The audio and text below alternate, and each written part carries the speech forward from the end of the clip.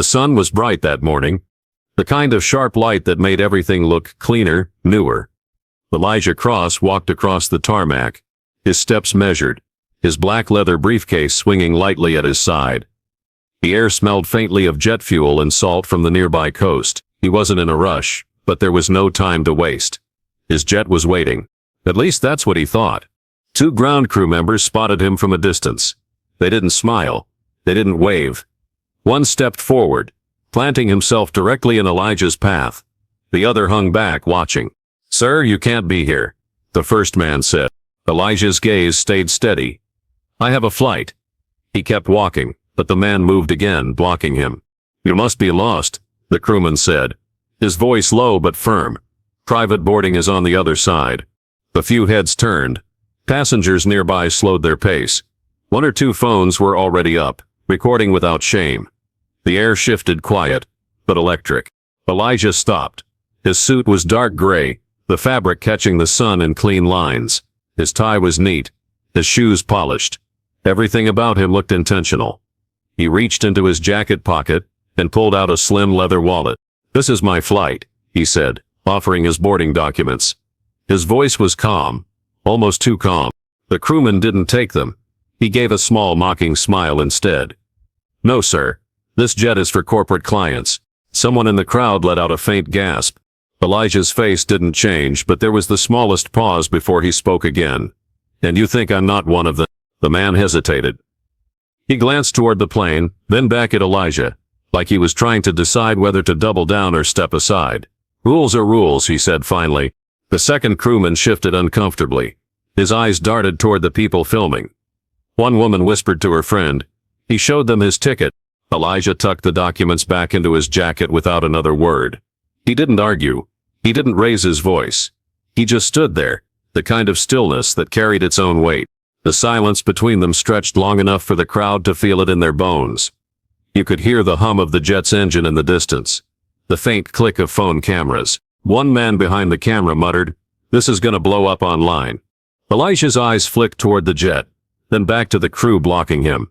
He gave the smallest nod as if he'd just made a decision. And then he stepped back, not in defeat, but in a way that made it clear this wasn't over. Somewhere in that quiet, the humiliation became something else entirely. Something the crew didn't yet recognize. But they would. The manager arrived like he owned the air. White shirt, gold wings on his collar, sunglasses resting high on his head. He didn't look at Elijah's face first. He looked at his shoes, his suit, then the color of his skin. Elijah held out the boarding documents. Steady hand, eyes level. "I believe there's been a misunderstanding," he said. The manager took the papers with a sharp, unnecessary tug, scanning them as if expecting a forgery. Then he laughed under his breath. "This jet isn't for people like you." It wasn't shouted. It was said casually, almost lazily, as though it were an obvious fact. But the words landed with the weight of a slap. Phones went up instantly. The closest passenger, a young man in a denim jacket, was already streaming live. His voice a low whisper to the camera. "You're not going to believe this." Elijah's jaw tightened, the only sign that he'd heard. His posture didn't shift. He didn't reach for the papers again. The manager handed them back with a smirk. "You'll need to head to commercial check-in. This area is reserved for executives and VIP clients." A woman in a red scarf gasped audibly. She wasn't filming, but she was staring at the manager as if trying to decide whether to step in. The young man with the live stream leaned in slightly. "Sir, he just showed you the boarding pass. You can't." The manager cut him off. "Sir, I'm speaking to my passenger." But the passenger in front of him wasn't moving. Elijah's stillness felt unnatural, almost cinematic. The air around him seemed to slow. There was no pleading in his expression. No outrage either. Just a steady, contained energy that made even the onlookers uneasy. "People like me," Elijah repeated softly. He didn't ask for clarification. The words didn't need explaining. They hung in the space between them, caught on every phone mic within 20 feet. The live stream's viewer count ticked upward. The manager shifted his stance. He didn't notice the crowd growing behind him. Didn't notice the phones tilting for better angles. He thought he was handling a routine inconvenience. He had no idea that the moment was already leaving the tarmac, flying into living rooms across the country. Elijah's lips pressed into a thin line. His eyes met the denim-jacketed man's for the briefest moment, acknowledgement without words. The manager turned away slightly, muttering to a staff member. The sound of jet engines filled the pause, but the silence between Elijah and the crowd was louder. Somewhere inside that 20 seconds, people watching online began to choose sides. By the time the manager looked back, the damage was done. Elijah stepped back, not retreating, but shifting out of the direct line between himself and the manager. The movement was slow, deliberate, like someone choosing his position on a chessboard. Maya stood a few paces away, clutching a slim portfolio. She looked at him with wide eyes, her voice low. "Elijah, do you want me?" He lifted one hand slightly. She stopped. The manager was still talking, still building his wall of refusal. "Sir, as I said, this area is for clients with verified credentials. If you'd like, I can have someone escort you to the public terminal." Elijah didn't answer. He turned slightly so his back was to the jet and his face to the open tarmac, the sun in his eyes. For a moment he seemed to be studying the horizon. Maya glanced at the cluster of people behind them. The live stream was gaining pace. Her phone buzzed with notifications, friends sending links, asking, "Is this you? Is that Elijah?" The denim-jacketed man now had over 300 viewers. His voice was hushed but urgent. "Okay guys, we're still live. This is insane. Look how calm he is. They won't let him on even with the ticket." The manager shifted his weight, growing impatient. "Sir, we have procedures. You can't just—" Elijah finally looked at him, gaze level. "I heard you." The pause was enough to make the manager falter, just slightly. Elijah reached into his jacket. Not for the documents, not for his ID, for his phone. He unlocked it with a thumbprint and scrolled once, twice, stopping on a contact. He pressed the screen and held the phone to his ear. Maya noticed it first, the shift in his shoulders, the faint change in his breathing. It was subtle, but it was the sound before a storm. "Michael," Elijah said when the call connected. His voice was quiet, almost conversational. "I'm on the tarmac. We have a situation." The crowd behind them went even quieter. He listened for a moment, then spoke again. "Yes." Immediately, a beat of silence. "Thank you." He ended the call, slid the phone back into his pocket, and stood there, as if nothing had happened. Maya swallowed hard. She didn't know exactly who he'd called, but she knew the tone. She'd heard it in closed-door meetings, right before decisions that changed entire divisions of companies. The live stream count climbed past 700. Comments flooded in. "Who is he? This is going viral. Tag the news." The manager still hadn't realized he was no longer in control of this moment. Elijah didn't move, didn't speak, but something in the air had shifted. It wasn't a question of if things would change, only how fast. By the time Elijah ended his call, the live stream had already jumped past 1,000 viewers. In living rooms, coffee shops, and break rooms miles away, strangers were pausing mid-task to watch a man in a tailored suit stand still on a tarmac while someone told him he didn't belong there. On Twitter, the first hashtag appeared within minutes. "Let him board." It was followed by others. Sharper, angrier. Screenshots from the video spread like wildfire.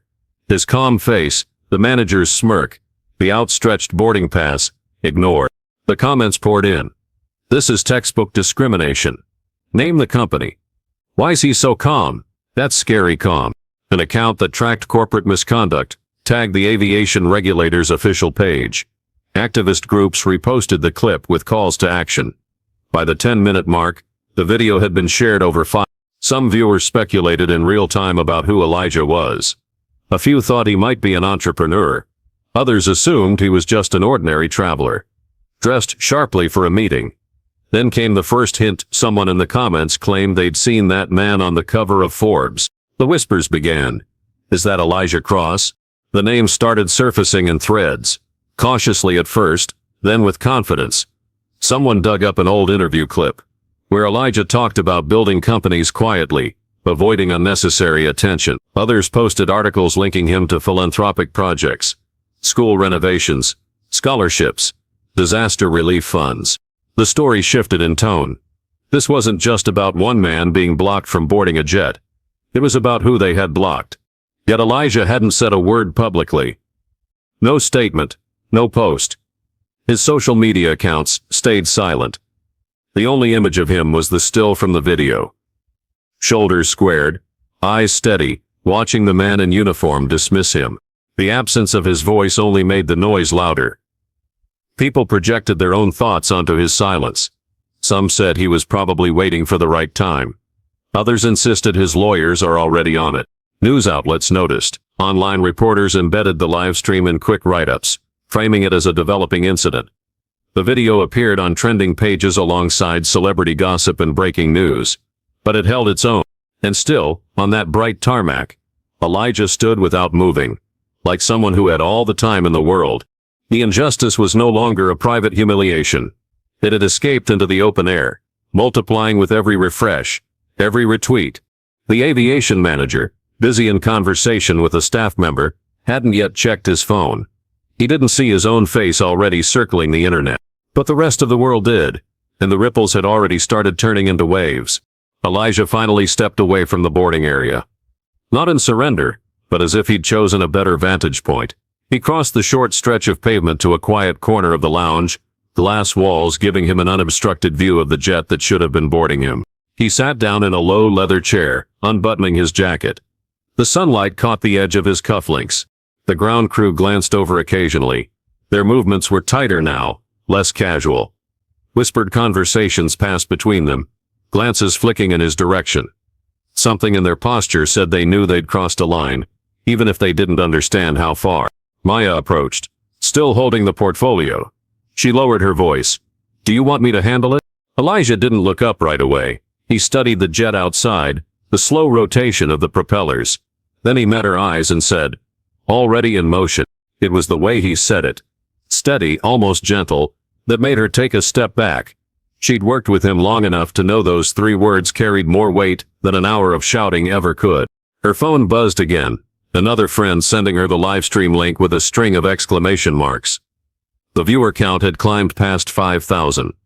News personalities were quoting the hashtags now. The manager appeared briefly in the doorway to the lounge, scanning the room. His gaze landed on Elijah, but there was no apology, no acknowledgement. He turned away, speaking to another staffer in hushed tones. Outside, the jet waited. A pilot leaned against the stair railing, watching the unfolding scene with uneasy curiosity. The clock on the wall ticked softly. 10 minutes. 15. Elijah sat perfectly still, one ankle resting over the opposite knee, hands folded loosely. His phone remained in his pocket. The only movement was the occasional slow blink. It wasn't just patience, it was strategy. Every second he waited, the story grew larger. Every moment of silence made the eventual response hit harder. Maya sat 2 chairs away, glancing between her boss, the crew, and her phone. She didn't know the exact chain of events he'd set in motion, but she knew enough to be certain the manager's career was already over. At the 20-minute mark, Elijah shifted slightly, leaning back into the chair. Outside, the sunlight reflected off the polished nose of the jet, almost blind. The manager still believed this was a temporary inconvenience. He didn't see the avalanche building just beyond his sight. But Elijah did, and he was letting it gain speed. The phone buzzed against the armrest, vibrating once, twice. Elijah slid it from his pocket without hurry, glancing at the screen. The name displayed was short, corporate, unmistakable. He answered with a calm, "Elijah Cross." The voice on the other end was sharp with panic, words tumbling over each other. "Mr. Cross, Elijah, I am so sorry. I just saw what's happening. This is unacceptable. I want to assure you we're taking this very seriously." Elijah didn't reply immediately. His gaze stayed fixed on the jet outside, sunlight glinting off the fuselage. "I've already spoken to the ground crew," the CEO continued, "and we can have you boarded immediately. In fact, we'll upgrade your services, full concierge, complimentary flights for the next year, whatever you need." A pause. Elijah's voice, when it came, was quiet. "It's not about the flight anymore." The CEO faltered. Of course. I just mean, it's not about the flight," Elijah repeated. The phrase was precise, deliberate, as if he wanted every syllable to land. The CEO tried again, shifting tactics. "Look, I know how this must look, but we can get ahead of it. If we issue a joint statement." "I won't be issuing a statement," Elijah said. "You should focus on your own." Outside the lounge, the passenger walked past holding up a phone. whispering to a friend. He just said it. Not about the flight anymore. The line spread through the comment sections like a spark in dry grass. The CEO's voice wavered. Elijah, please. We've worked with high-profile clients before, but this is not a customer service issue, Elijah interrupted. Still calm. It's a company culture issue. That's a longer conversation. There was silence on the other end. Only the faint hum of the jet engines and the ticking of the lounge clock filled the space around him. I have a meeting to attend, Elijah said finally. We'll speak soon. Before the CEO could respond, Elijah ended the call and placed the phone on the table beside him. Maya watched him carefully. She'd heard every word, but she also knew the real conversation had been between what was said and what wasn't. Outside, the manager was pacing now, phone to his ear, glancing toward the lounge. Inside, Elijah's stillness deepened. Somewhere in the digital storm raging online, the phrase had already taken root. It's not about the flight anymore. It wasn't just a line, it was a verdict. And it was only the beginning. Maya slid into the chair beside Elijah, setting her portfolio on the table with a quiet thud. She flipped it open, revealing a neatly organized stack of documents. I thought you should see this, she said. Elijah glanced down. The first page held a spreadsheet. Dates, locations, brief descriptions. Dozens of them. These are all formal complaints filed against the company, Maya explained. Racial discrimination, denial of service, misunderstandings at boarding. She turned a page revealing screenshots of emails and social media posts. Most of them were settled quietly. NDAs, cash offers, no press coverage. Elijah leaned forward slightly, scanning the list. Some incidents mirrored his own. Black passengers stopped on the tarmac, questioned about their credentials. Others were worse. One involved a family forced to disembark mid-boarding. Another described a pilot refusing to take off until a passenger's seat was reassigned. They've been burying this for years, Maya continued. I pulled these from court filings, archived web pages, and let's just say less public sources. She slid over a final sheet, an internal memo marked confidential.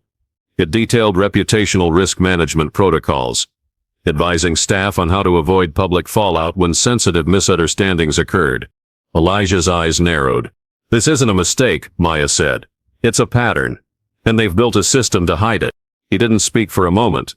He just studied the papers page after page, as if memorizing each line. Then slowly a faint smile formed. Not warm, not amused, but the kind of smile that comes when puzzle pieces click into place. Maya watched him. What are you thinking? That they've given me everything I need, he said quietly. Outside, the jet remained still, engines idling. Inside, the air felt heavier, the kind of weight that came before a decisive move. Maya closed the folder. This could blow them wide open, Elijah. It will, he replied. The faint smile remained, but there was nothing light about it. It was the expression of a man who'd been handed proof that what happened to him was part of something larger. He leaned back in his chair, fingertips resting together. This isn't about one manager anymore. It's about the structure that allows him to exist. Maya nodded. She knew that tone. The last time she'd heard it, $1 billion contract had changed hands within a week. This time, the stakes were higher, and Elijah had the receipts. Elijah tapped a few keys on his laptop. The soft chime of a video conference joining tone filling the quiet lounge. He kept his camera off, his name displayed plainly in the corner of the screen. On the other side, voices overlapped. Executives talking fast, trading half-baked strategies. We need to control the narrative, one said. Issue an apology, blame miscommunication. Offer him a settlement, another suggested. Make it go away.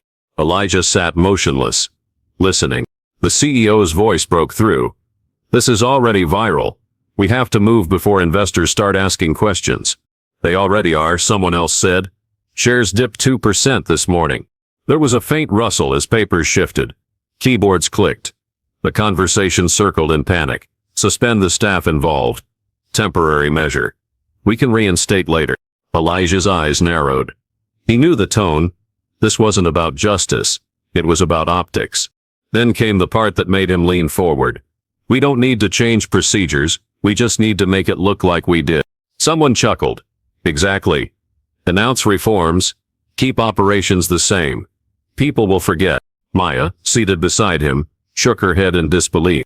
The CEO spoke again. The problem is we don't know how much influence he has. If he's just some angry passenger, Elijah unmuted his microphone.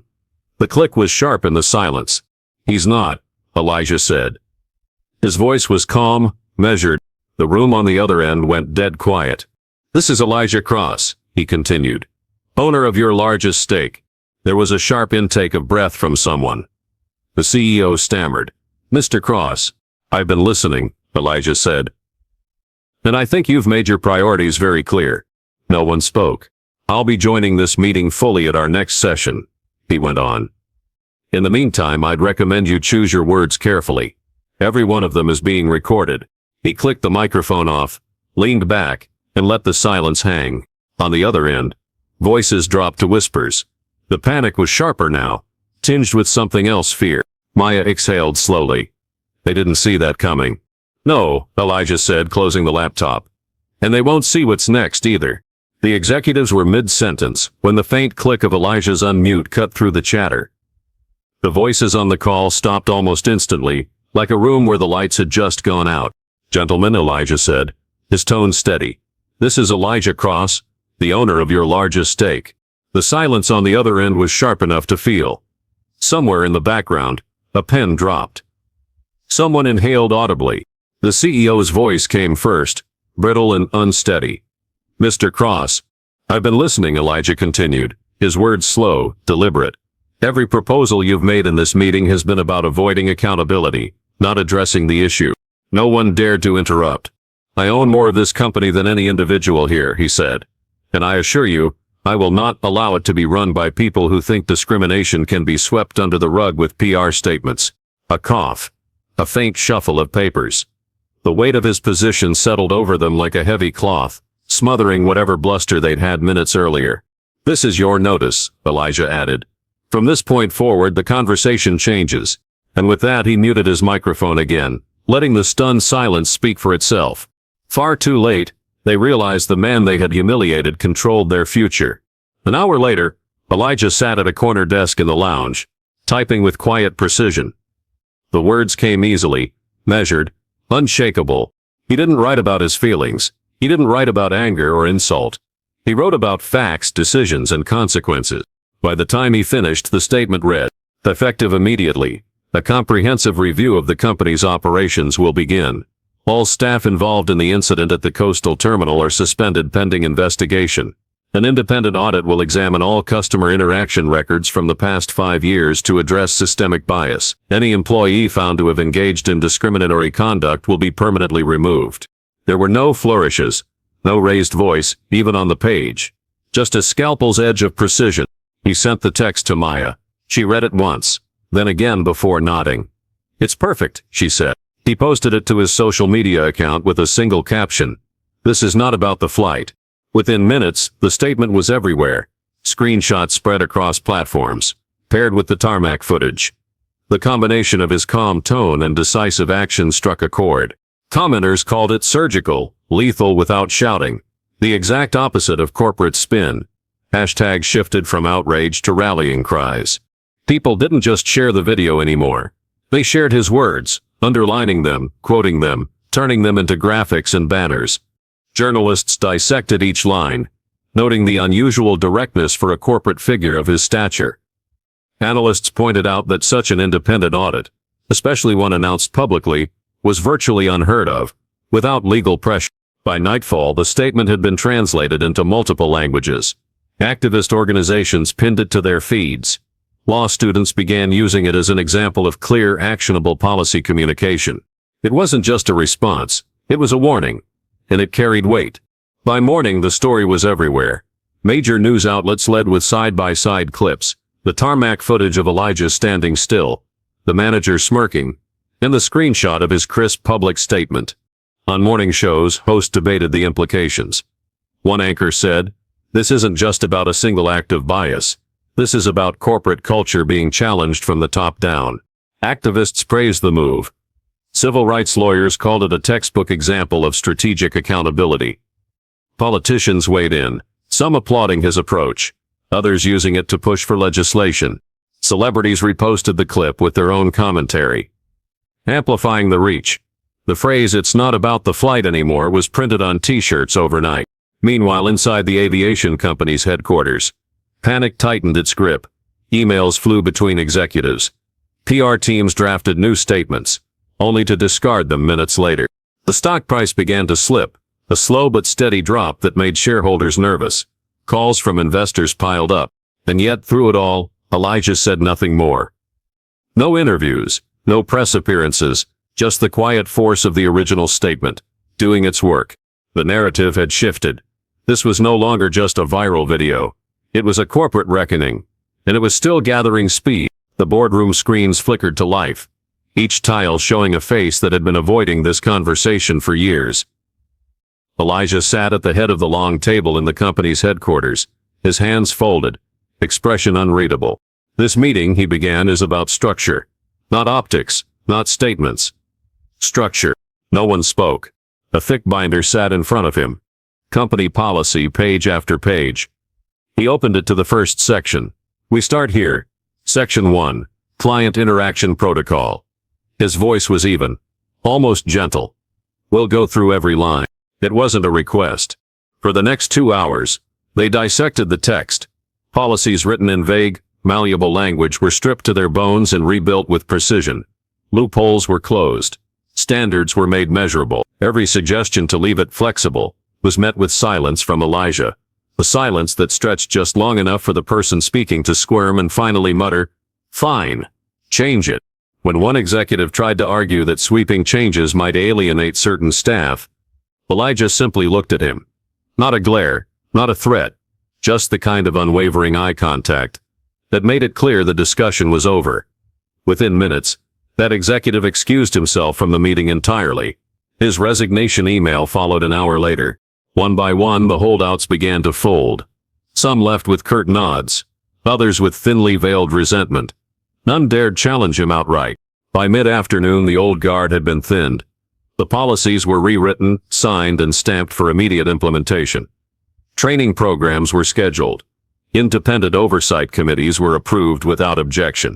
Elijah closed the binder, the sound echoing in the room. "We don't just remove a problem," he said. "We remove the conditions that make the problem possible." The remaining board members nodded, some with conviction, others because they had no choice. Outside the meeting room, the company's atmosphere had shifted. The quiet dismantling of a hierarchy built to protect itself had begun, and it was happening in real time. The summons came early in the morning. The aviation manager arrived at headquarters in a pressed uniform, hair combed back, sunglasses perched neatly on his head. He walked through the glass doors with the brisk confidence of someone expecting little more than a formal reprimand. He'd rehearsed his explanation, a misunderstanding, a moment of misjudgment, maybe even an apology if it came to that. Security escorted him upstairs. The HR director was waiting in a small conference room, a sealed envelope on the table. "Sit down," she said. He started into his explanation almost immediately, words spilling in rehearsed order. She didn't stop him, didn't respond, just waited until he ran out of sentences. Then she slid the envelope toward him. "Your employment with the company is terminated effective immediately." He froze. "Wait, what? You can't." "This decision is final," she said. "You'll be compensated according to your contract terms. Security will collect your badge." The manager's face tightened. The smirk that had lived there on the tarmac was gone, replaced by disbelief. This is because of conduct unbecoming of a company representative," she said, cutting him off. He sat there a moment longer, as if waiting for someone to jump out and tell him it was a mistake.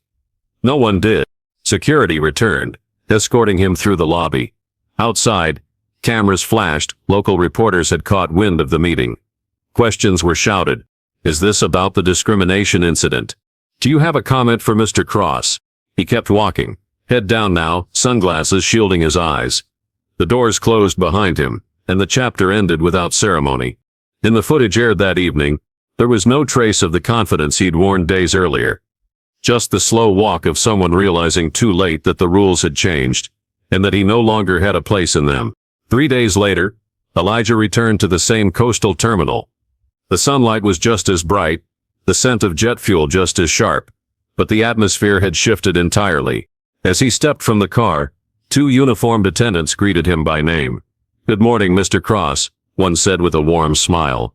Your jet is ready when you are. Inside, the terminal gleamed. New signage lined the walls. Zero tolerance for discrimination. All passengers welcome. A framed copy of the updated client interaction policy hung near the entrance. Staff moved with visible attentiveness, offering assistance without assumption. Passengers of every background were greeted the same way. Direct eye contact. A handshake. A smile. Maya walked beside him, taking it all in. Feels different, she said. It is, Elijah replied. Several passengers recognized him. A young couple nodded respectfully. A man in a business suit murmured, Glad you came back. Elijah boarded without delay. The crew welcomed him warmly, offering water and asking about his comfort. The small moments, ones that should have been standard, now felt deliberate, intentional. From the lounge, a family watched him step onto the jet. The mother whispered to her daughter, That's the man from the video. The little girl smiled. Online, photos of his return appeared within hours. Side-by-side comparisons of the two tarmac moments, days apart, spread rapidly. The first image, a man blocked, documents in hand, staff turned cold. The second, the same man walking freely toward his jet, greeted with respect. Comment sections called it the full circle moment. Activists framed it as proof that public pressure could spark real change. As the jet's door closed behind him, Elijah glanced out the window at the terminal. The signs, the smiles, the subtle shift in posture. It was a different place now. Not perfect, but better. And for everyone watching, it was proof that even in the most guarded spaces, the ground could be changed. The hashtags didn't fade. If anything, they grew sharper, more coordinated.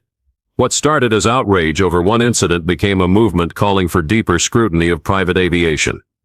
Civil rights organizations drafted letters, tagging lawmakers. Journalists dug up similar cases, some buried years earlier. Within weeks, a congressional subcommittee announced hearings on discrimination in luxury and private travel. The decision made headlines. The tarmac footage played alongside news anchors explaining the scope. Private terminals, charter services, exclusive lounges, all suddenly under the microscope. An invitation arrived at Elijah's office. Formal, embossed, requesting his presence as a witness. When the day came, the hearing room was packed. Lawmakers sat in a semicircle, aides at their sides, reporters lining the walls. The air buzzed with anticipation. Elijah entered quietly, dressed in the same understated elegance that had marked him on the tarmac. Cameras flashed, but he didn't break stride. He took his seat at the witness table, adjusted the microphone, and folded his hands. The first question came from a senior representative. Mr. Cross, can you describe the incident in your own words? He spoke without theatrics. I was prevented from boarding my own aircraft because an employee made a decision based on who they believed I was, not on the documents I presented, not on any procedural issue, on perception, on prejudice. His voice was steady, each sentence clipped to its essentials. No excess, no anger, just truth. He laid out the facts, then widened the lens. He spoke of patterns, of systemic failure, of the internal documents Maya had uncovered. He connected the dots between individual bias and institutional neglect. Some lawmakers leaned forward, then stilled. Others nodded slowly, absorbing the weight of his testimony. He never raised his voice, but the silence that followed each answer was louder than any outburst could have been. When it ended, the room felt different, like everyone present understood they'd just heard something that would echo far beyond the chamber. The hearing adjourned, but the headlines wrote themselves: quiet power, loud impact. And for the first time, the conversation around private aviation wasn't about luxury, it was about accountability. Late one evening, after the hearings, Maya sat across from Elijah in his office. The city lights stretched behind them, casting long reflections across the glass wall. You know, she began, this isn't just about planes. Elijah looked up from his notes. Go on. She slid a folder toward him. Inside were reports from other industries: hospitality, luxury retail, exclusive resorts, different fields. Same patterns. Clients profiled, denied service or humiliated because they didn't fit an unspoken image. This is the same disease, Maya said. Different symptoms. He flipped through the pages slowly. Upscale hotels flagging certain guests for verification. Yacht clubs requiring unnecessary proof of membership. High-end retailers shadowing customers through aisles. We've cracked one door open, she continued. But what if we push on all of them at once? Elijah's gaze held hers. A cross-industry accountability framework. Exactly. Standards that can't be twisted. Independent audits. Transparency reports. If they want to serve high-end clients, they follow the rules, or they answer for it. He closed the folder and leaned back. We'll need partners. Lawmakers, watchdog groups, investors. Maya nodded. We start with aviation. But we don't stop there. They spent the next hour sketching the outline of the proposal. It was ambitious. An interconnected set of reforms that would reach into industries long insulated by exclusivity. Quarterly bias reviews. Anonymous reporting channels. Financial penalties for proven discrimination. Maya's pen moved quickly across the page, her energy sharpening with each new idea. Elijah refined her points, translating them into language that would withstand boardrooms and legislative chambers alike. By the time they stopped, the draft felt like more than a document. It was a blueprint for dismantling an unspoken hierarchy that had stood for decades. Elijah glanced at the city skyline, lights glittering like possibilities. We'll call it the Standards Accord, he said. Maya smiled. Has a nice ring to it. Neither of them said it out loud, but they both knew. This wasn't just business. It was the start of a campaign that would change how entire industries treated the people they claimed to serve. The first messages came quietly. A direct email from a CEO Elijah had met years ago at a charity gala. Then a call from a luxury hotel executive. A secure message from the head of a private banking group. Each one began the same way. I saw what you did. I think it's time you knew what's happening here too. They weren't grand confessions. They were measured disclosures, confidential data, internal memos, guest logs with patterns too stark to be coincidence. A resort chain executive described policies instructing staff to reassign certain guests to less visible rooms. The luxury retailer admitted to maintaining an internal watch list of customers flagged for extra scrutiny, based on appearance alone. The most telling came from a yacht charter company. They sent redacted contracts and email chains, showing how staff were told to delay or cancel bookings when undesirable clients applied. Language that mirrored the aviation memo, almost word for word. Elijah kept each document, cataloging them meticulously. The picture forming was bigger than he'd imagined. A lattice of bias threaded through industries that prided themselves on exclusivity. Maya reviewed the files beside him. They're scared, she said. But not of the public. They're scared of what happens if this becomes coordinated. He nodded. Which means we're on the right track. Some allies offered more than information. A few pledged funding for the Standards Accord. Others volunteered their own companies as test cases for reform. Elijah noticed a pattern in the allies themselves. They were often newer leaders, people who had inherited systems they didn't create but no longer wanted to defend. Every new file, every conversation expanded the scope of what was possible. What began as a fight on a single tarmac was now creeping into boardrooms and back channels across the luxury sector. And in the shadows, the network was forming. Not just to expose the problem, but to prove that the solution was possible. For Elijah, that was the real breakthrough. The opposition was entrenched, but the cracks were already there. And with the right pressure, those cracks could bring the whole wall down. Elijah sat in a quiet conference room, the city skyline glowing behind him. Around the table were lawyers, policy experts, and compliance officers. A dozen laptops glowed with draft documents, clauses being rewritten in real time. This isn't about removing bad actors, Elijah said. It's about removing the space they operate in.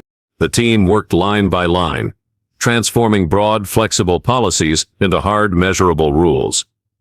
No subjective criteria for client verification, one lawyer read aloud. Every refusal must be documented and reviewed by an independent body. Good, Elijah said.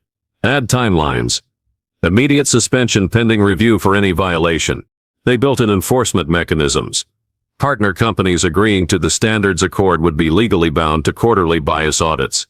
Findings would be made public. There would be mandatory training programs.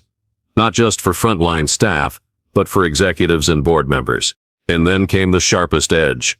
Financial penalties. Not token fines, but damages significant enough to make any violation a board-level emergency. Contracts would allow Elijah's holding group to withdraw an investment or terminate partnerships without notice if systemic bias was found. Some lawyers hesitated. This level of enforcement, it's aggressive. Elijah looked at them evenly. So is the problem. The reforms took shape like steel being forged. Heated, hammered, cooled, and tested again. By the end of the week, the draft was no longer a policy suggestion. It was a binding framework that could change how entire industries operate. Maya reviewed the final pages. Once this is signed, there's no going back. That's the point, Elijah said. The long game wasn't about winning the news cycle. It was about building something that would outlast it. Something that would still be standing when the headlines faded. And now, it was ready to move. The chamber was full. Lawmakers at the dais. Reporters pressed into the back rows. Cameras trained on the witness table. Elijah sat in the center. Posture straight. Hands folded, waiting. A representative cleared her throat. Mr. Cross, please describe the events of that day. He did. Not with embellishment. Not with fire. Just the truth, delivered in the same calm cadence he'd used since the beginning. I presented my documents, he said. They were refused without cause. I was told the aircraft was not for people like me. The words hung in the air. No one shifted in their seat. He outlined the sequence. His decision to step aside. The call he made. The viral spread of the video. Then he widened the scope. Speaking of the receipts Maya uncovered.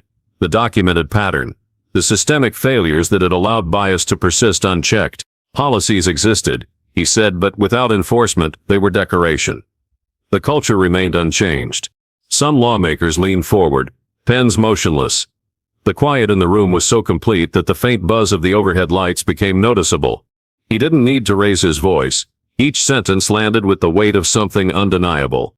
When asked what change he wanted to see, he described the standards accord in precise terms. Independent audits, public reporting, penalties with real financial consequence. By the time he finished, there was no crosstalk, no whispered side conversations. Just the stillness of people absorbing what they'd heard. The chairwoman nodded once. Thank you, Mr. Cross. In that moment, the silence wasn't avoidance. It was agreement, and everyone in the room felt it. The chamber was tense, not from conflict, but from the weight of what was about to happen. Rows of lawmakers sat ready, the draft bill projected onto screens above them, legislation requiring mandatory anti-discrimination audits for all private aviation operators. For weeks, debates had filled these halls, testimony from Elijah, from activists, from industry leaders who could no longer ignore the data. Today it came down to a simple call, yes or no. The clerk began the roll. Each A felt like a stone dropping into a pond, rippling outward. There were a few nays, scattered and subdued, but they were swallowed by the momentum. When the final count was read, an overwhelming majority in favor, the room broke into restrained applause. Some lawmakers shook hands across the aisle. Others simply leaned back, exhaling the kind of breath you only release when you know something irreversible has happened. In the gallery, Maya closed her eyes for a moment, letting it sink in. She glanced at Elijah. He wasn't smiling exactly, but there was a quiet satisfaction in his eyes. Reporters rushed to the exits to file breaking news alerts. The headlines appeared within minutes. Historic vote, private aviation faces mandatory bias audits. For those who had followed the story from the beginning, from the moment Elijah was stopped on that tarmac, this was more than legislation. It was proof. Proof that dignity could meet injustice head-on and win. And for the industry, it was a warning. The rules had changed, and there was no going back. It was spring when Elijah returned to the coastal terminal once more. The air was cool, the sunlight gentle. He stepped out of the car, carrying the same black leather briefcase he'd had that first day. Two attendants met him at the curb, greeting him by name. Welcome back, Mr. Cross. Your jet is ready. Inside, the terminal was calm but purposeful. Passengers moved through without pause. Staff smiled warmly, offering assistance without presumption. The new anti-discrimination policies were posted at every gate, framed beside the standard safety notices. Elijah walked toward his boarding gate, without so much as a glance from security beyond the usual check. The crew stood at the top of the steps, welcoming him with an ease that was neither exaggerated nor forced. It was simply normal. As he stepped inside, one flight attendant said, "Good to have you with us again, sir." He nodded, placing his briefcase in the overhead compartment. Around him, passengers settled into their seats. No one stared. No one whispered. Maya, following behind, gave him a small smile. Feels different now. It is, he said simply. The engines began their slow rising hum. Elijah looked out the window as the tarmac rolled past, the terminal receding. The memory of that first day flashed briefly. Walked path, ignored documents, the sting of dismissal. But now, the contrast was complete. This was what systemic change looked like. Not perfect but present. Not a performance, but a shift in how people moved, spoke, and decided who belonged. The jet lifted into the sky, smooth and steady. And this time, there was nothing in his way. Months later, Elijah's story was no longer just a headline. It was a case study. Business schools dissected it in lectures on leadership. Law programs used it to illustrate the marriage of strategy and justice. Corporate seminars quoted him. It's not about the flight anymore. The narrative wasn't one of rage, but of precision. Professors spoke of how he met discrimination not with chaos, but with calculated, unflinching action. How he built reforms that outlasted the news cycle. The standards accord spread beyond aviation, adopted by luxury hotels, retail groups, even private financial firms. Companies began publishing bias audit results proactively, not because they had to, but because the culture had shifted. Interviews with Elijah remained rare. When he did speak, it was never about the humiliation, only about the work that followed. What happened on that tarmac was a symptom, he told one audience. The cure required more than outrage. It required rules. In leadership programs, students were asked to map his decisions step by step. The silence, the proof gathering, the strategic reveal, the reforms. They studied the way he used his position not for personal revenge, but for structural change. And in quiet corners, people still told the origin story. About the man in the suit who was told he must be lost, and how those words meant to diminish him, ended up reshaping an entire industry. For Elijah, it wasn't about legacy in the way people imagined.